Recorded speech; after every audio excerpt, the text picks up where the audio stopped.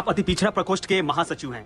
क्या आपको लगता है कि इस बार मोतिहारी की लोकसभा सीट की बात करें तो काफी हॉट सीट बना हुआ है वहां पे और तापमान भी काफी बढ़ता हुआ दिख रहा है। क्या आपको लगता है कि इस बार पार्टी आपको टिकट देने वाली है कि नहीं? देखिए, जहाँ तक टिकट का सवाल है, मैं अपने नेता आदरणीय तेजस्वी बाबू से, हमारे आदरणीय नेता लालू प्रसाद यादव जी से मिलकर के मैं अपने बात को रखा हूँ और मजबूती से रखा हूँ। और मैं उन्हें बताया हूँ कि 20 वर्ष पहले से राजद का सीट वहाँ नहीं बंधक पड़ा हुआ है दूसरे के हाथ में। उस चीज को मैं 12 से 2 बजे तक चुनाव जीत करके अपने आदरणीय नेताजी की झोली में डालने का काम करूंगा। जातिवाद फैक्टर बहुत ही अहम रोल प्ले करता है अगर बात करें तो लोकसभा चुनाव की मोतिहारी में।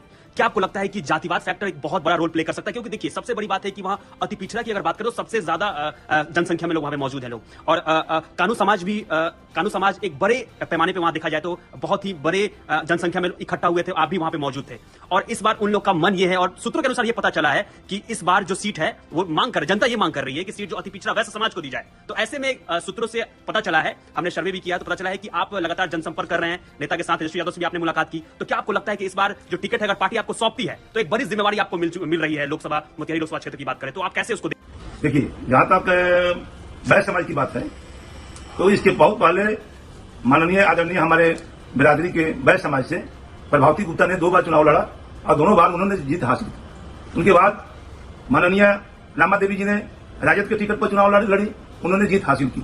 उसके बाद से हमारे वर्ग को पार्टी से टिकट नहीं मिलने के कारण ये सीट लगातार लूज होते आया है। जहां तक मेरी अपनी बात है तो मैं तो वैश्य समाज से आता हूं और खासकर अति पिछड़ा से भी हूं। अति पिछड़ा और वैश्य ये दोनों मेरे साथ जुड़ा हुआ है। तो मुझे यहाँ संकेत मिल रहा है, मेरे साथ सिर्फ कानू ही नहीं, मेरे साथ वैश्य बिरादरी के जितने भी उपजाति के लोग हैं सभी का कॉल, सभी का फोन आ रहा है। मुझे ऐसा महसूस हो रहा है कि अति पिछड़ा के लोग जो जन सैलाब जिस तरह से उमड़ रहा है मेरे प्रति, तो एक मोतिहारी की जीत में एक बहुत बड़ी जीत होगी जो शायद पूर्वी चंपारण एक अपना इतिहास दर्ज करेगा। उत्तरी बिहार में शायद हम लग रहा है कि हम अगर चुनाव बढ़िया से ढंग से जिस तरह देख रहे हैं उस तरह से हम स्थापित होंगे, लड़ेंगे और मोतिहारी से इतना वोट से जरूर जीतेंगे कि एक इतिहास कायम होगा। जिस तरह रामविलास पासवान जी हाजीपुर में इतिहास कायम किए थे, ठीक मैं मोतिहारी में इतिहास कायम करूंगा। अगर मुझे आदरणीय तेजस्वी जी और आदरणीय लालू जी ने मौका दिया तो इस चीज को मैं साबित करूंगा। अति पिछड़े के साथ साथ स्वर्ण जाति के भी लोग हैं, तो आप जीतते तो उनके लिए क्या कुछ करने वाले हैं? देखिए, स्वर्ण जाति हमारे साथ बहुत सारे लोग हैं। हम एक ऐसे व्यक्ति हैं कि मेरे साथ सभी का सम्मान, एक तरह से मैं सबको देख रहा हूँ और मेरे ऊपर भी सबका आशीर्वाद। मेरे साथ ऐसा नहीं है कि सिर्फ अति पिछड़ा बैकवर्ड के लोग ही हमको मदद करेंगे, वोट करेंगे। मेरे साथ सभी वर्ग के लोग, और मैं जहां से आता हूं मैं पहले से भी सभी वर्ग के साथ रहा हूं, सबों का सम्मान करता हूं, सबों को इज्जत करता हूं। अगर मुझे अवसर मिला तो यह महसूस नहीं होने देंगे कि आप किसी और जाति से हैं और आप किसी और जाति से हैं। सब किसी को मैं एक सम्मान देखूंगा और सबका सम्मान करूंगा। क्षेत्रों में आप भ्रमण कर रहे हैं, लगातार भ्रमण कर रहे हैं, अब चुनाव का समय नजदीक भी आ गया है, तो मुद्दा, सबसे बड़ा जो मुद्दा है लोकसभा, आपके जो लोकसभा क्षेत्र की बात करें तो क्या रहा है सबसे बड़ा मुद्दा? बात करें तो देखिए, सबसे बड़ा मुद्दा है बेरोजगारी, गरीबी। आज मोतिहारी आज तक लगातार एक ही आदमी के हाथ में लगातार 35 साल से रहा। आज हमारे यहाँ के मजदूर जाकर के पलायन कर रहे हैं, पंजाब जा रहे हैं, हरियाणा जा रहे हैं, दिल्ली जा रहे हैं, बम्बे जा रहे हैं। आज तक उनकी व्यवस्था नहीं हुई कि 35 साल में उनकी व्यवस्था नहीं हो कि मेरे यहाँ के मजदूर नहीं जाए, पलायन नहीं करे। तो सबसे पहले हम यह काम करेंगे कि हमारे यहाँ के मजदूर पलायन नहीं करे, उनकी व्यवस्था हम करेंगे कि वो यहाँ रह करके अपना काम करे और यहाँ उनको रोजगार मिले। ये सबसे। और दूसरी बात, आज जो आरक्षण को जो कुचला जा रहा है, सबसे पहले हमारा है कि आरक्षण हमारा कैसे बचे, हमारा संविधान का काम करे और यहाँ उनको रोजगार मिले। ये सबसे अहम मुद्दा है। आज चीनी मिल का क्या हाल है? आपने कृषि मंत्री 2 बार रहा और चीनी मिल देखिए यहाँ का परिस्थिति अच्छा किया मोतिहारी।